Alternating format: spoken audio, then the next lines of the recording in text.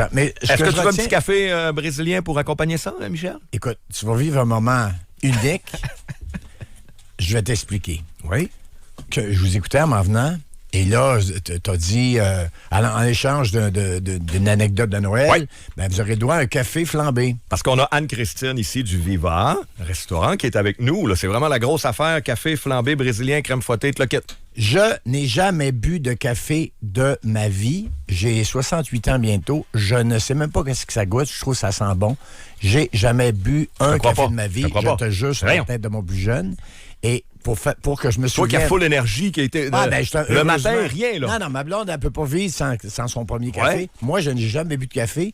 Mais parce que tu m'as invité, c'est pas toi qui m'as invité, c'est une surprise, mais t'es recherché de m'inviter.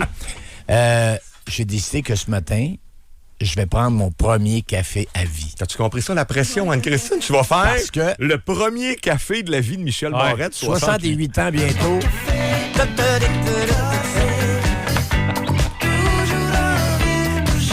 Mais, attends un peu, pourquoi t'en as jamais pris? T'as peur de ça? J'ai jamais mangé un œuf de ma vie. Le souvenir que j'ai, je vais te dire, le souvenir que j'ai d'un œuf, je suis tout jeune, ma mère arrive avec un morceau, c'était blanc, du jaune dessus, elle me met ça dans la bouche, je dois avoir 2 ans, elle fait, n'aime pas ça, fini.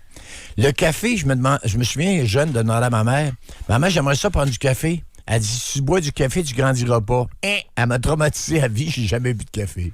Puis t'as gardé ça dans la tête. J'ai gardé ça un dans genre la de paradigme. T'as peu, faut y penser 2 fois. On s'apprête-tu à donner un café pour la première fois à Michel Barrette? Parce que là, tu disais qu'on n'avait pas assez de temps. On fait-tu une erreur? Ouais, c'est ça. On se met dans la barre. À midi, il faut arrêter ça, là. Je vais prendre mon café, mais pendant mon café, tu m'as expliqué encore l'histoire de Alléluia. Parce que, tu sais, tu l'as dit à moitié, tu t'es retenu, tu t'es dit, je peux pas vraiment décrire ce que c'est, mais la tune de Leonard Cohen, Alléluia, ça, c'est plus un cri de grand plaisir lors de l'acte. Là, tu viens de scraper ma vie sexuelle complètement. Parce qu'imagine que ce soir, ma blonde et moi, dans un moment d'intimité, on décidait de faire ce que Cohen décrivait. Tu me vois ça en train de crier à la fin. Alléluia! Mais c'est Laurent qui est venu me conter ça parce qu'on a parti avec Dans nos vieilles maisons, qui est pas du tout une toune de Noël. Quand on la réécoute comme faux, on entend le chemin pas pavé. Ça peut pas, chemin de gravel, c'est pas en hiver. Puis elle parle de bouquet de fleurs des champs, pour ceux qui étaient pas là à 10h avec nous. Un bouquet de fleurs des champs, là, c'est pas à Noël. Fait que cette toune-là, on est passé à côté. Comme celle-là, Alléluia, donc c'est plus une rencontre entre un homme et une femme. Et si je veux vraiment tout vous briser, mais là, allez réécouter Le Petit Bonheur de Félix Leclerc. Okay. Puis imaginez que Le Petit Bonheur, c'est une fille de joie, peut-être, qui rencontre sur le trottoir à Montréal puis qui décide d'inviter chez lui pour essayer de l'aider un peu. Réécoutez Le Petit Bonheur. Ça fit, là. Et ça, on m'a déjà dit ça. Félix, qui rencontre peut-être une dame qui veut aider sur le trottoir. Ben et c'est elle, son petit bonheur. Phil, réécoute la toune. Réécoute, ça fit. Il est allé d'Orléans, là. Il connaît pas ça, non, mais il est allé rester à Montréal un bout de Félix. Puis il était tout seul. Puis il rencontre une jeune madame sur le trottoir. Puis il tombe en amour avec. Puis la madame, elle le trahit. Quand il m'a vu passer, il s'est mis à crier. Toujours là. Monsieur, ramassez-moi. Chez vous, amenez-moi. C'est une jeune femme. Bon, fait que c'est mon 4e mythe de déboulonner un matin. La toune, je vous jure, on me l'a dit, c'est ça. C'est une jeune prostituée. Donc, ce soir, je ne vais pas traiter ma blonde de prostituée, mais si ce soir, je vais à la maison et je lui dis, mon amour, me ferais-tu mon petit bonheur pour que je te chante Alléluia? Ah ben écoutez ça comme faut. La gradation.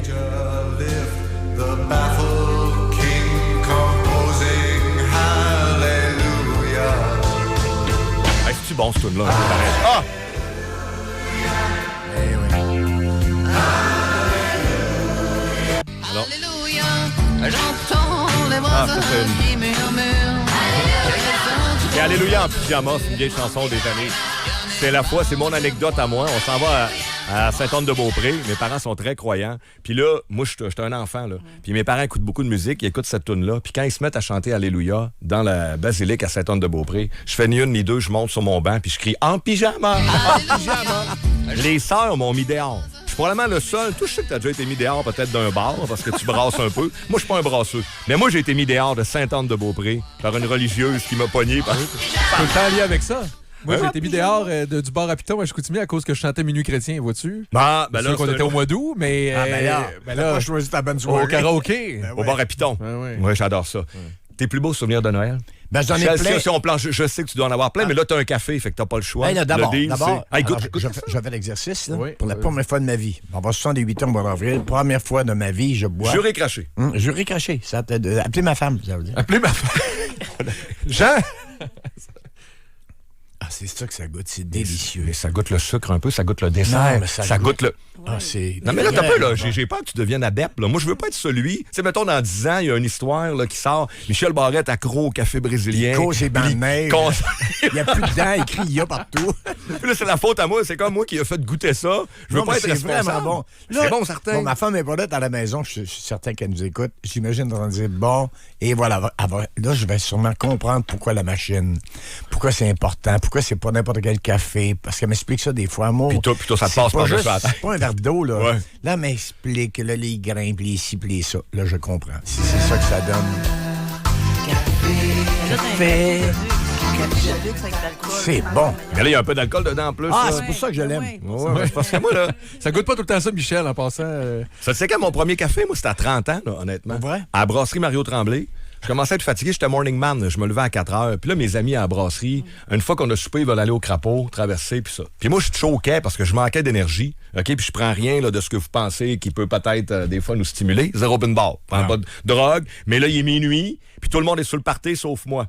Ben, des comme ça, là, je pouvais en prendre 3-4. Ouais. Et là, on sortait. Là, on arrivait au crapaud. C'est ça qui m'a aidé un peu à avoir une vie sociale parce que ça craint, là. Puis toi, je sais que t'en as pas besoin de te craquer déjà naturellement. Comme Obélix. Ouais. Qui n'a pas d'autre pendant la potion magique parce qu'il est tombé dedans quand il tombé était dedans? jeune. Moi, je suis tombé dedans quand j'étais jeune. Fait que je ne sais pas si ça va faire le même effet. M'aller tuer des Romains ou je sais pas quoi après, là, tu sais.